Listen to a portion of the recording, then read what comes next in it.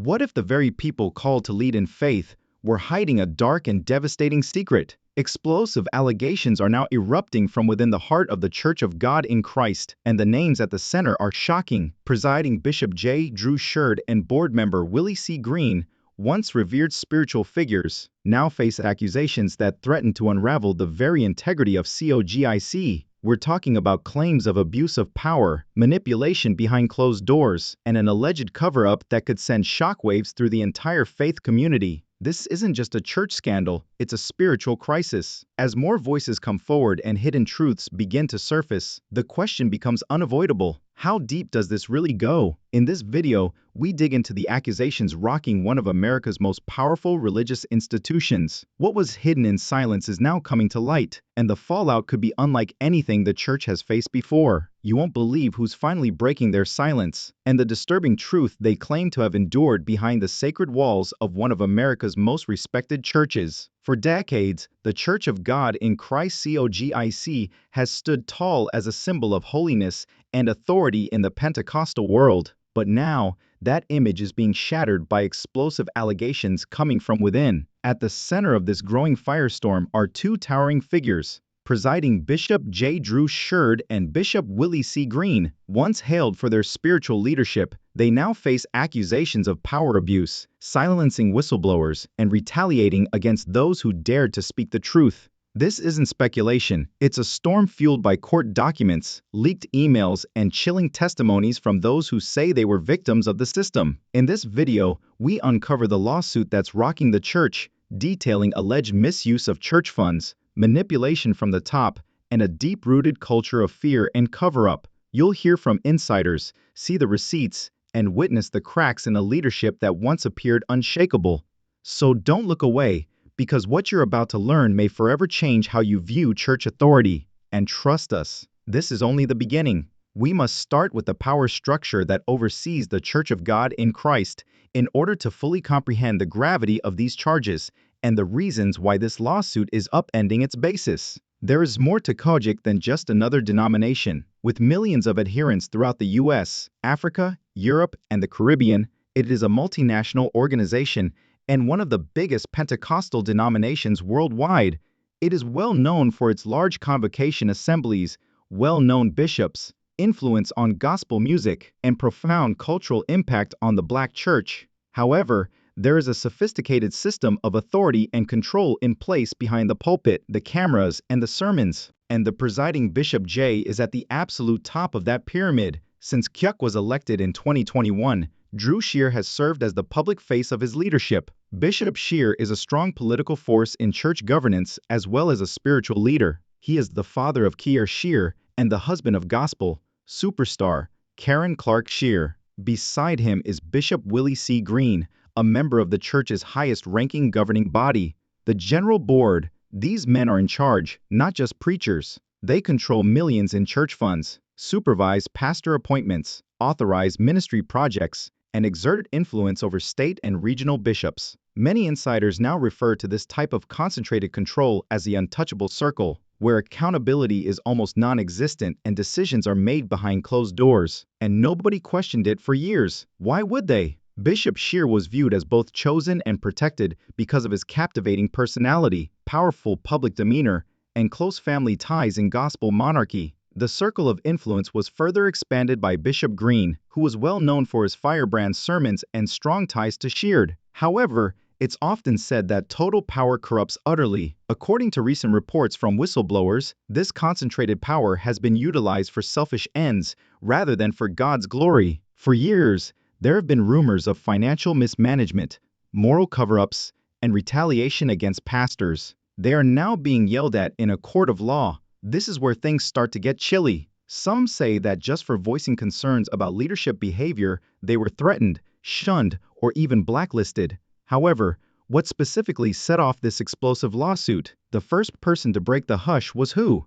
And why are so many members, both past and present, speaking up now? You're going to find out soon, but believe us, things only get worse from here. Let's move on to the core of the conflagration. Every COGIC congregation from Memphis to Milwaukee is feeling the impact of this litigation. Bishop Willie C. Green and J. Drew Sheard, the presiding bishop, are named as major defendants in the complaint filed in a state civil court. They are accused of intimidation, wrongful termination, misuse of power, and violations of both church and civil statutes. The legal complaint centers on a former state supervisor, a senior female leader in the COGIC denomination, who claims she was fired after privately questioning her district's financial irregularities, unauthorized spending, and retaliatory leadership practices. The worst part is still to come. She is not by alone. Several pastors, evangelists, and former administrators have come forward after her story became public knowledge, alleging they were penalized or silenced for challenging leadership choices. Some said that because they disobeyed certain high-level directives, they were publicly humiliated at church events,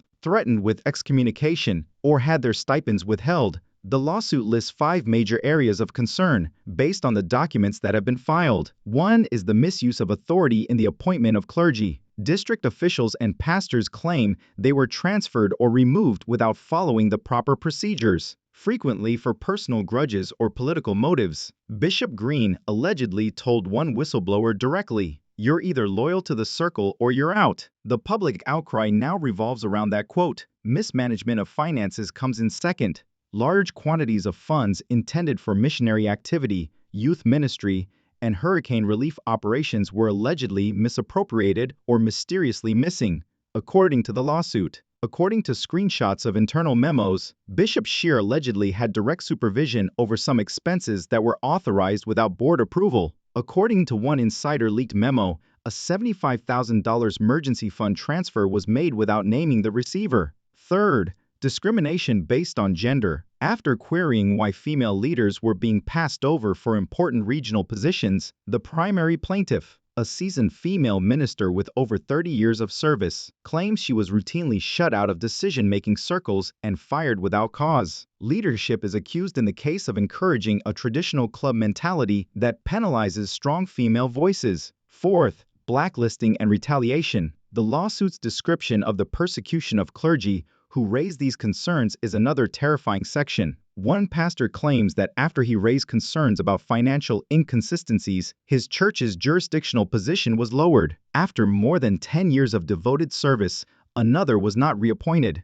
The fifth is spiritual manipulation. The assertion that Sheard and Green both employ prophetic intimidation and spiritual discourse to suppress detractors is maybe the most unsettling. The statement, "Those who touch the anointed will face divine judgment, and they won't need to wait till heaven to feel it," was taken from a sermon purportedly given by Bishop Green. Plaintiffs' attorneys contend that this was more than simply hyperbole. The goal of the spiritual compulsion was to maintain members' silence, loyalty, and obedience. Words spread like wildfire just when the church was hoping the issue would remain behind closed doors. The story was taken up by church blogs, gospel YouTube channels, and even non-religious news sources. A single headline said, "From the pulpit to the courtroom, COGIC faces internal war over truth and power." The church is currently at a crucial juncture. Standing trial is one of the most respected denominations in America. In a court of public opinion as well as a court of law, it wasn't simply court documents that spoke as the lawsuit gained momentum.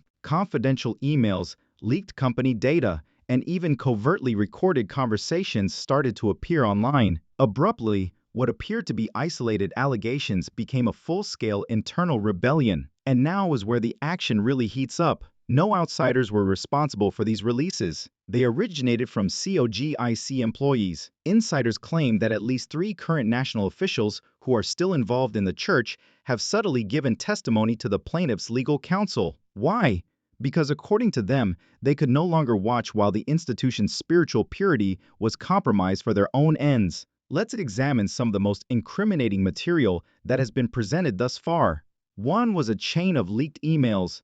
"Don't permit reinstatement," an internal email purportedly sent by Bishop Willie C. Green to a number of state bishops about a troublesome leader who was eventually identified as one of the whistleblowers, is among the most widely distributed papers. Green is accused of writing in this email, "She should never be reinstated. She has proven to be belligerent and unreliable. The board's credibility needs to be safeguarded."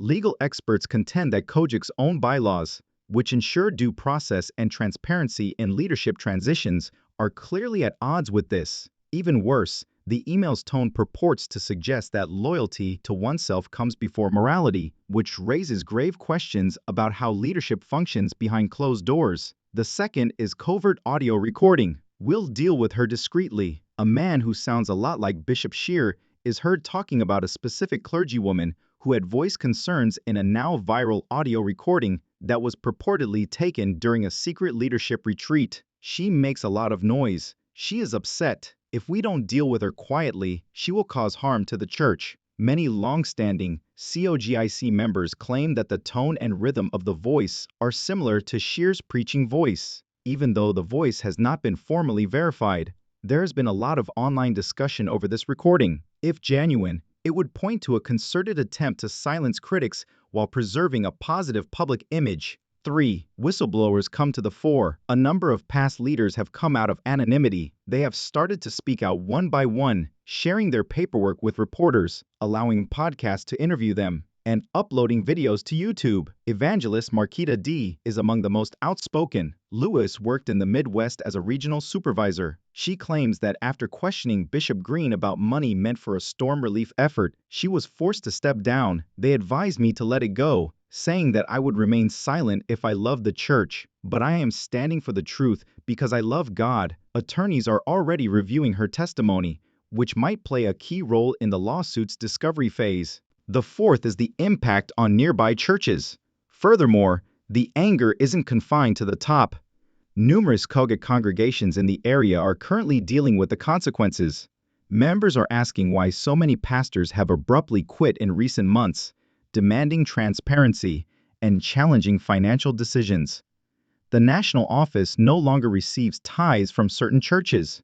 Others are separating from what they see to as poisonous leadership by establishing their own fellowships. We grew up trusting the men on the platform, but now we're learning that power in the church doesn't always mean purity, and that's a hard pill to swallow, a Texas elder stated during a live stream. However, there is one significant voice that we have yet to hear, someone with first-hand knowledge of this leadership circle, someone whose silence, should they choose to speak, could expose the case. You won't believe who has been silently observing from the background and might now be called upon to testify. On its own, the case is explosive, but behind the scenes, things have taken an even more startling turn. A key person from the COGIC senior echelons may now be forced to testify, according to people familiar with the court case. Someone who has direct knowledge of the purported methods used by Bishop Shear and Green. That individual, a longtime general board advisor with decades of expertise, was formerly regarded as an inner circle confidant, close friend, and spiritual advisor to Bishop Shear. According to court documents, this person has been subpoenaed and may be required to provide over private communications, meeting minutes, and correspondence with both Shear and Green, even though they haven't made their identity public yet. According to insiders, this counsel has saved receipts for more than one event, internal memoranda, years of documented behavior, and potential knowledge of financial transactions, unethical choices, and conflicts that were covertly ignored are all relevant here. According to the plaintiff's legal team, this testimony may support a major claim that COGIC's top leadership intentionally misused their position of authority, twisted the church's structure for their own benefit, and engaged in actions that went against both corporate governance and spiritual integrity. And we're talking about more than just harm to one's reputation if that occurs. We are discussing mass resignations, potential removals from office, and a top-down structural reform of the Church of God and Christ. There is more to this case than a power battle in the pulpit or a few irate leaders. It serves as a mirror,